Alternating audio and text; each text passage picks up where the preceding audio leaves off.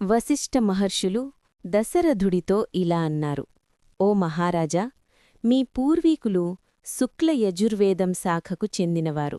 కాబట్టి మీరు 18 ఇటుకలతో గరుడ ఆకృతిలో యజ్ఞవాటికను నిర్మించి మహాతపస్వి ఋష్యశృంగ మహర్షిను ఆహ్వానించాలి.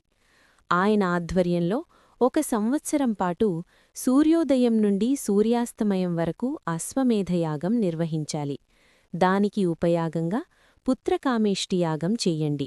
ఋష్యశృంగ మహర్షి అధర్వణవేదం శాఖకు చెందినవారు. ఆయన ద్వారా మీకు సాక్షాత్తూ పరమపదనాథుడైన శ్రీమహావిష్ణువు కుమారుడిగా అవతరించే అదృష్టం కలుగుతుంది అని చెప్పి యాగాన్ని ప్రారంభించారు. 1 సంవత్సరం పాటు అశ్వమేధయాగం కొనసాగింది.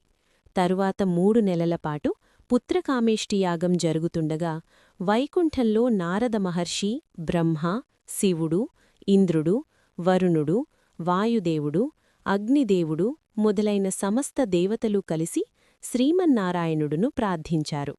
ప్రభో, భూమిపై లంకాధిపతి రాక్షసరాజు రావణుడు చేసిన అకృత్యాలు మాకు భరించలేనివిగా మారాయి. వాటి నుండి మాకు విముక్తి కలిగించగల మార్గాన్ని మీరు చూపించాలి అని ప్రార్థించారు. అప్పుడు బ్రహ్మదేవుడు ఇలా అన్నాడు: రావణుడు దేవతలచేత మరణించకూడదని వరం పొందాడు. కాబట్టి ఒక మానవుడిగా అవతరించి అతన్ని సంహరించగలరు. ఎవరో ఒకరు నిజాయితీగల స్వచ్ఛమైన మనిషిగా జన్మించి మానవునిలా జీవించి మానవులకు ఆదర్శంగా నిలిస్తే ఆ ద్వారా ఈ సమస్యకు పరిష్కారం లభిస్తుంది.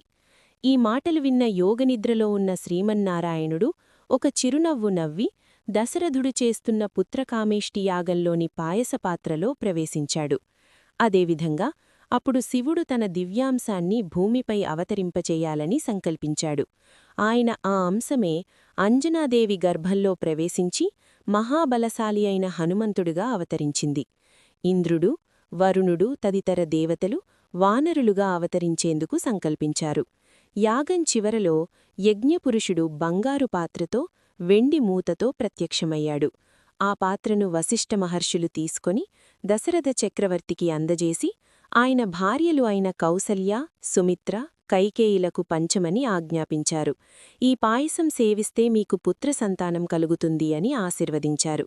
ఆ పాయసం సేవించిన కొద్ది కాలానికే దశరథుడి 3 మహారాణులు గర్భందాంచారు.